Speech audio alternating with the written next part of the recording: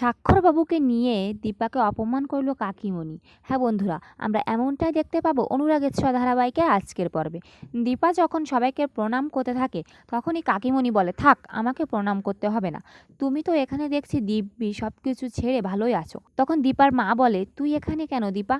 দীপা বলে, আমি এখানে আসল শেফ, আমি এখানে রান্না করি, আর এর কাজটা আমি নিয়েছি, আর এজন্য আমি খুব ভালো আছি। দীপার সঙ্গে কথা বলার পর দীপা বলে যে, আজ তোমরা সবাই আমার হাতে রান্না খেয়ে যাবে।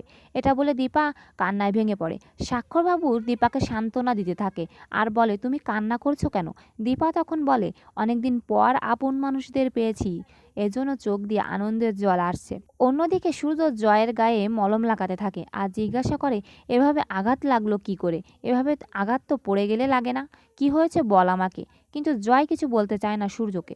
সূর্য অনেক জোর করতে থাকে আর বলে, আমি তোর দাদা ভাই, আমাকে সব কিছু বল, আমি কিন্তু সব কিছু বুঝি। তখন সব কিছু খুলে বলে জয় সূর্যকে আর বলে, আমি কষ্ট করে টাকাগুলো জোগাড় করে নেব, কিন্তু আমি তোর কাছ থেকে 1 টাকাও নিতে পারবো না। একথা বলে সেখান থেকে বেরিয়ে যায় জয়। পেছন থেকে ডাকতে শুরু করে জয়কে সূর্য, কিন্তু সূর্যর ডাকে সাড়া দেয় না জয়। বাড়িতে ফোনে যখন চারু ব্যস্ত থাকে তখন সোনা বলে, চারু, আমার সবচেয়ে প্রিয় বন্ধু জয়ী আমাকে বিশ্বাস করছে না, তুমি আমার সঙ্গে চলো না জয়ীর বাড়ি।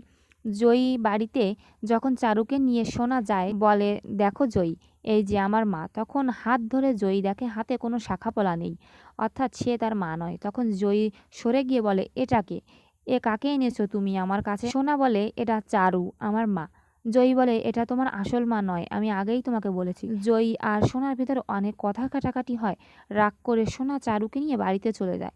কান্না করতে থাকে জয়ী, কেন সে এমন ব্যবহার করলো সোনার সঙ্গে। অন্যদিকে দীপা সবার জন্য খাবার রান্না করে। সবাই খুব আনন্দের সহিত দীপার রান্না উপভোগ করে, কিন্তু কাকিমণি খেতে চায় না। কাকিমণি বলে, তুমি কেন ফেরত আসনি সংসারে? তুমি বাচ্চাদের কেন বোঝাতে পারোনি যে তুমি তাদের মা? তুমি এত নিষ্ঠুর কেমন করে হলে? দীপা বুঝতে পারে না তাদের কি বলবে। তো বন্ধুরা, অবশেষে দীপা কি বলে কাকিমণিকে বোঝাবে? কমেন্ট করে জানিয়ে দিন আপনাদের মতামত।